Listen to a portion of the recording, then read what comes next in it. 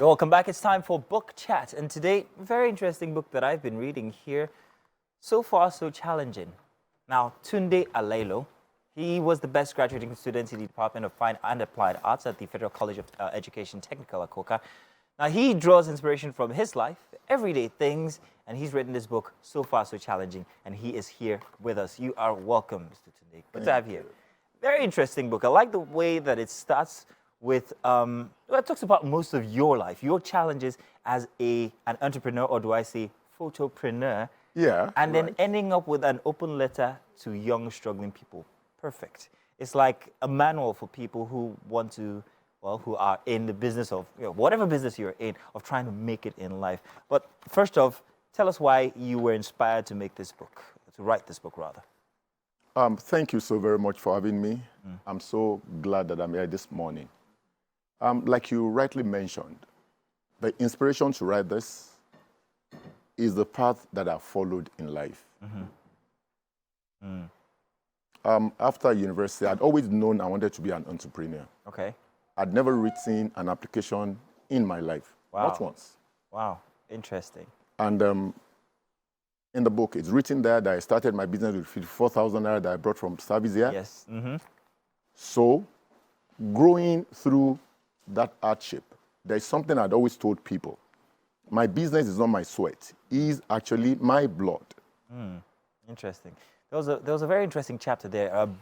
Breakdown after breakthrough. I found that very interesting. He tells the story. This is it. He tells a story about how he takes a loan to get printers to start a business, pays only half of that, imports the printers, and then you didn't import cartridges. Yes. You ruined the brand new printer, yes. and then you have to now take on odd jobs to try. That was it was emotional, because I can imagine anybody going through that. I mean, how did that happen? Why? Was it based on the naivety of an entrepreneur? And how did you fare after that? Well, you're right about that. My life until recently as an entrepreneur was such that was run on an autopilot. No training, no visibility study. Wow. So didn't understand anything, only trusted my instinct rather. And I acted more on my impulses. So just jumped into the market and I just did that. And the guy who sold the machine to me also didn't know. And that happened. Only God sustained me. Looking back retrospectively, I just cannot tell you that this was how I survived. I don't know. But I'm here. Okay, so let's talk about your life as an Owambe photopreneur. A lot of Nigerians are into making photos, or creating memories. Let's put it that way, for people, and that's something that we all like. We all want to make sure that we have captured our lives in picture form. For you, that was the beginning of your life. How would you apply that to anybody today who's going through that kind of a job or work of life, and how they can learn from your story? Well, like I've said to you earlier on, the only paid job I did was for 12 months as a classroom teacher. Suffice to say that I trained as a fine artist. So after my paid job, in the place of prayer, I just got this nudging going into photography. And my first clients were the parents of my students when I was teaching.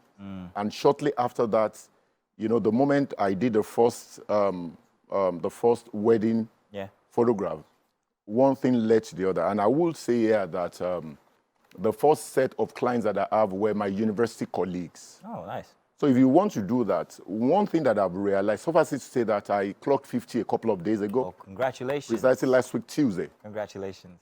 And I've actually come to realize that a man's self-worth is your social capital. What people say about you behind your back is actually your standing in any community. So for anything you want to do, once you have good people, your friends and families will always form your first customers and clients. Interesting. So good neighborliness, and you get there. So Tunde, what have you not done? Your book talks about you as a photographer, you as a printer, you as an Uber driver. But you still capsule everything as challenges. Each one has taken you to another step in life. And you don't look at challenges as bad things. They are, like I said, they're steps to each other, the next step.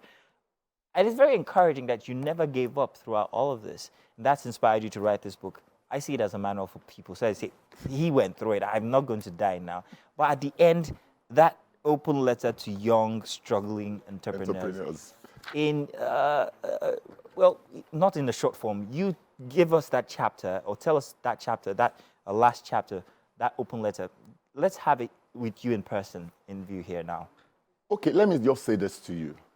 One reason why I didn't give up is because from A to Z of my dictionary, I just didn't find that group of words there, giving up. So I didn't understand it. So it's not an option. I also always say to people, you know, they say don't throw in the towel. Yeah. I don't have any towel. You don't cuckoo have. So there's no towel to throw in.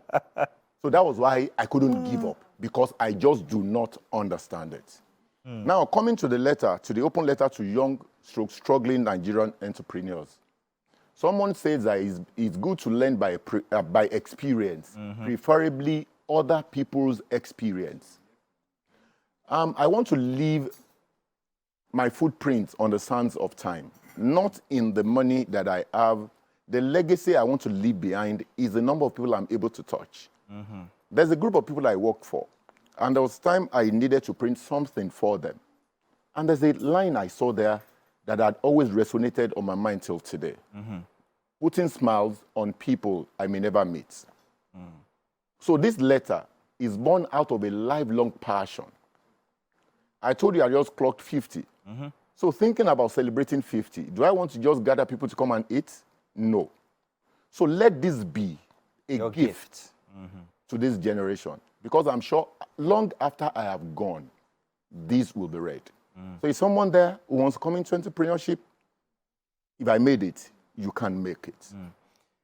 The new generation, however, are a fast food type generation. They want everything now, now, now. Do you think that they have that patience that you had to go the entire way, the long haul? They want to get on social media and then boom, they want to make it. They want to put out a track and then boom, they want to make it. How would they be able to reconcile that, this current life? They're living so fast, to what you went through, what we go through, how we have to wait for a ripening.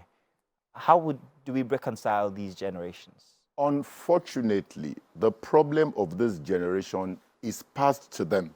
Oh. It's passed on to them, and I'll explain that. Okay.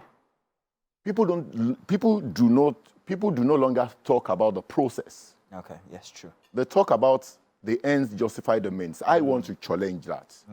What should justify the end is the means. So I want to say to you, if you're watching me right now, that there's always a process. If you don't follow a process, you will break down.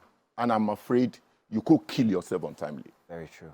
Mr. Olatunde, you're not just a photopreneur, you're not just a teacher, you're not just an Uber driver, you're not just a paint. You also paint as well. Yes, I'm an artist. You're also a motivation. And it's fantastic. And this is something that I suggest to everybody out there that you should read. It's a quick read. It's a simple one. It's very easy. It's a page turner. So far, so challenging. Thank you very much, Mr. Olatunde. Thank you for having me.